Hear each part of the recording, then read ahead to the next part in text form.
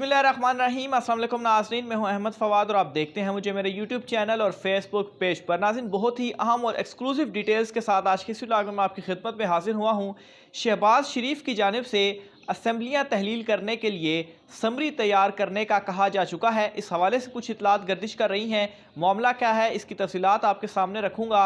इसके अलावा इमरान खान साहब को रोकने के लिए शहबाज शरीफ किस हद तक गिर चुके हैं, किस हद तक जो इमरान खान साहब ने भी इनको कहा है कि बूट पॉलिश करने के ये माहिर हैं, तो किस हद तक कि इनकी जानिब से जो पॉलिश है वो इस वक्त की जा रही है। जनरल फैज़ हमीद साहब जो हैं उनकी वापसी हुई है। इस हवाले से भी कुछ अहम और एक्सक्लूसिव डिटेल्स आपके सामने आज की इस व्लॉग में मैं सामने रखने जा रहा हूँ। और दूसरी तरफ नाज़रीन, नवाज़ शरीफ जो हैं वो जैसे ही इमरान खान साहब की हुकूमत गिरी, उन्होंने अपनी असलियत दिखाना शुरू कर दी है।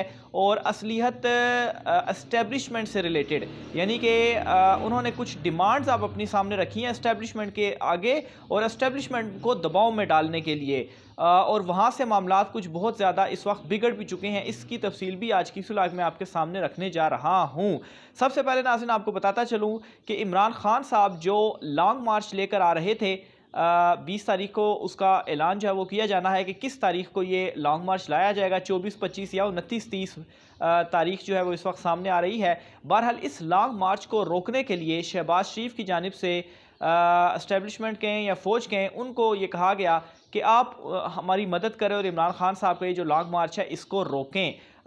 चूँकि ख़ुद वो कामयाब नहीं हुए, उन्हें नाकामी का सामना करना पड़ा। जो उन्होंने सियालकोट के अंदर एक करने की कोशिश भी की तो उसमें जो रिएक्शन आया उससे वो खासे घबरा गए। राना सनाउल्लाह को जो वज़ीर दाखिला लगाया गया था उसका जो मकसद था कि वो इसके अलावा जो गिरफ़्तारी की लिस्टें वगैरह वो तमाम तर इनके जो हरबे हैं वो नाकाम हुए। और मज़ीद बोझ बर्दाश्त करने की या उठाने की इनमें अब सकत नहीं रही और इसी घबराहट की वजह से ये बैकफुट पर हुए और फ़ौज से मुदाखलत करने यानी या उनको ये कि आप इमरान खान साहब को रोकें, इस हवाले से जो मिन्नत तरले हैं वो शहबाज शरीफ की जानिब से किए गए। लेकिन दूसरी साइड से जवाब वाज़े तौर पर ये आया कि जो फ़ौज है वो अपनी आवाम के ख़िलाफ़ हथियार जो है वो नहीं उठाएगी, हथियार नहीं उठाएगी या गोली नहीं चलाएगी। कुछ इस तरह की जो इतलात है वो गर्दिश कर रही हैं। यानी कि ये जो एक पॉलिटिकल और जमहूरी सरगर्मी इमरान खान साहब कर रहे हैं, अपना लॉन्ग मार्च लेकर आ रहे हैं, तो जो कोशिश की गई एक नून लीग की जानिब से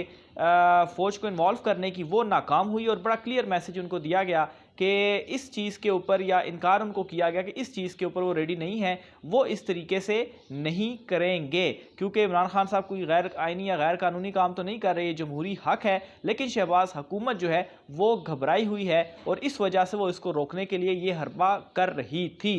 फिर दूसरी साइड पर नाज़रीन, शहबाज शरीफ इस वक्त वो कहते हैं कि आगे कुआं और पीछे खाई है। असम्बलियाँ तहलील करने और असम्बलियाँ तहलील ना करने के हवाले से इस वक्त वो इस कदर फंसे हुए हैं। तो इसमें नाज़रीन कुछ इतलात इस वक्त ये गर्दिश कर रही हैं कि शहबाज शरीफ की जानिब से जो समरी है उसे तैयार करने का हुक्म दे दिया गया है कि समरी तैयार की जाए। और इसके अलावा नाज़रीन तकरीर के हवाले से भी इतलात मसूल हो रही हैं कि कोई तकरीर भी शहबाज शरीफ की जानिब से लिखने का कहा गया है कि जो कि उनकी बतौर वज़ीर-ए-आज़म, इम्पोर्टेड वज़ीर-ए-आज़म एक आखिरी तकरीर होगी और वो करेंगे। और उनके पास इस वक्त सिर्फ़ और सिर्फ 2 दिन की मोहलत रह चुकी है, क्योंकि 20 तारीख को इमरान खान साहब ऐलान करने जा रहे हैं और कोशिश उनकी यही है कि 20 तारीख से पहले पहले ही कोई फ़ैसला असम्बलियाँ तहलील करने के हवाले से फ़ैसला जो कि किया जा चुका है, असम्बलियाँ तहलील करनी है, लेकिन किस वक्त करनी है, इस हवाले से इस वक्त उनके ऊपर प्रेशर मौजूद है। और 20 तारीख से पहले पहले एक तो ये चीज़ की जा रही है, जो उनके पास एक मोहलत भी है, क्योंकि 20 तारीख को हालात मज़ीद ख़राबी की तरफ जाएंगे अगर असम्बलियाँ तहलील नहीं होती।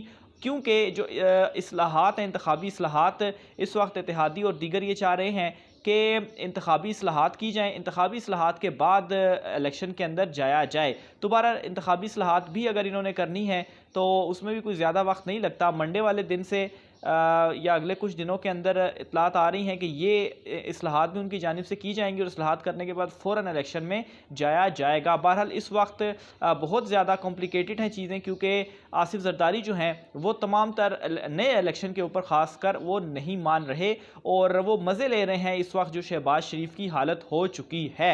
बहरहाल इस वक्त जो चल रहा है वो मैंने आपके सामने रख दिया कि नून लीग इस वक्त बिल्कुल इलेक्शन चाहती है और असम्बलियाँ तहलील करने जा रही चुकी है। दूसरी साइड पर नाज़रीन, नवाज़ शरीफ के हवाले से एक बड़ी अहम खबर है। जिस वक्त नवाज़ शरीफ ने देखा कि हालात बिगड़ते जा रहे हैं और एक तो इमरान खान साहब की हुकूमत भी गिरा दी गई है और वो ख़ुद भी अब हुकूमत में आ गए हैं, तो उन्होंने एस्टेब्लिशमेंट के सामने अपनी डिमांड्स या मुतालबात या ब्लैकमेलिंग इस तरह की जो चीज़ें हैं वो उन्होंने करना शुरू की। उन्होंने जो दो मुतालबे सामने रखे, एक तो मुतालबा ये था कि उनकी जो सज़ा है उसको माफ़ किया जाए वो ताकि वापस वतन आ सकें, और दूसरे नंबर पर एक बड़ी हैरान कुन जो उन्होंने अपनी ख्वाहिश का इजहार किया कि जो नए DGISI होंगे या जो MI होंगे या कुछ अहम अफसरान होंगे उनकी जो तैनाती है वो अपनी मर्ज़ी से करेंगे। यानी कि फ़िलहाल तो वो मफरूर मुजरिम इश्तिहारी बाहर बैठे हुए हैं और दूसरी तरफ ये ख्वाहिशात का जो इजहार है वो कर रहे हैं, और इसके ऊपर भी नाज़रीन अभी तक इतलात के मुताबिक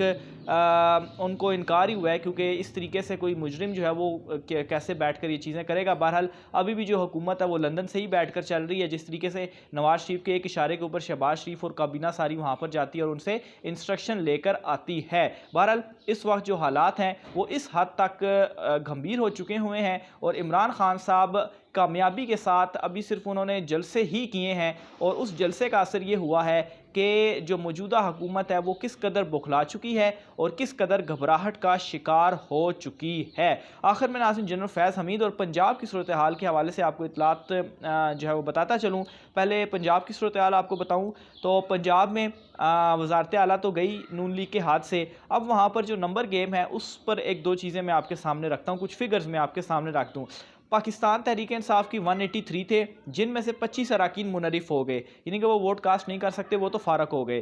फिर उसके बाद 25 निकाले जाए तो 158 158 लोग जो हैं वो बचते हैं, और इन 158 लोगों में एक जो है वो 10 लोग काफ लीग के अगर शामिल किए जाएं और एक बंदा आज़ाद है जो कि बाकायदा तौर पर इनके साथ है, तो 169 इनकी जो तादाद है वो बनती है। दूसरी साइड पर जो नून लीग है उनके 165 थे, 165 में 7 मुनरिफ नून लीग के भी हुए, लेकिन उसका फ़ायदा PTI को इसलिए नहीं होगा क्योंकि वो भी मुनरिफ हुए, तो 7 निकाले जाएँ तो 158 सेम तादाद इनकी भी बनती है, और 158 में अगर पीपल्स पार्टी के साथ मिलाए जाएँ और राह हक पार्टी जो है वो भी इनके साथ है, एक वोट उनका भी मिलाया जाए तो 166 वोट जो हैं इनके बनते हैं। यानी कि इन दोनों के दरमियान, क्योंकि नया वज़ीर आला इस तरह से मुंतखब होगा कि अगर 186 वोट नहीं है तो दूसरा राउंड होगा और दूसरे राउंड में जिसने ज़्यादा वोट हासिल किए वो वज़ीर आला मुंतखब हो जाएगा।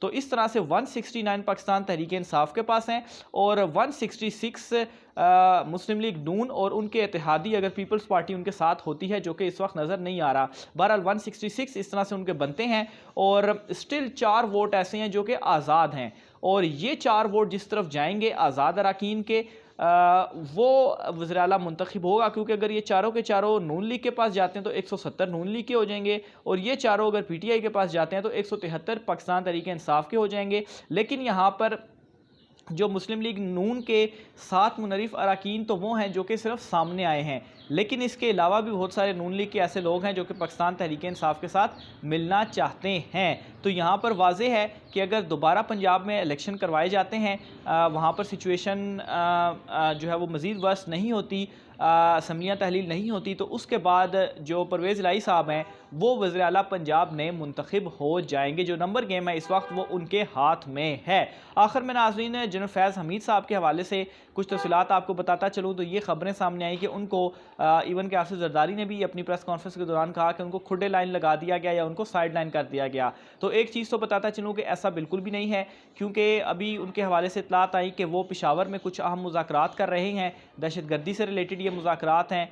धमाकों में भी आपने देखा होगा कि कुछ धमाके भी हुए TTP, और इनके हवाले से जो सारे मामलात हैं वो जनरल फैज़ हमीद साहब देख रहे हैं, और अहम मुज़ाकरात हैं ये जो कि वो कर रहे हैं। और दूसरे नंबर पर नाज़रीन, इस वक्त की जो सूरत हाल है उसको देखा जाए तो जो एक थ्योरी सामने आई थी कि नवंबर में जो अहम तैनाती होनी है और उस तैनाती की वजह से और जनरल फैज़ हमीद साहब को आर्मी चीफ़ ना बनाया जाए, इस वजह से ये सारी जो चीज़ है वो की गई। ये थ्योरी भी इस वक्त ख़ुद मर चुकी है, क्योंकि नए इंतखाबात होने जा रहे हैं और जो भी नई हुकूमत बनेगी वो ही अगला आर्मी चीफ़ लगाएगी, और अगर नवंबर में तैनाती होती है तो उसमें जनरल फैज़ हमीद साहब का बतौर army chief top 4 senior general में शामिल होगा, और जो नई हुकूमत बनेगी वो इनमें से किसी को आर्मी चीफ़ बना सकता है। तो यूँ जो ये साइड लाइन और क्लैशेस के हवाले से बहुत सारी चीज़ें आ रही थी, ये दम तोड़ती जा रही हैं। मज़ीद तफ़सीलात भी आप नाज़रीन से शेयर करते रहेंगे। राय का इज़हार कमेंट बॉक्स में कीजिएगा। आज की व्लॉग से इतना ही, मुझे इजाज़त दीजिए। अल्लाह हाफ़िज़।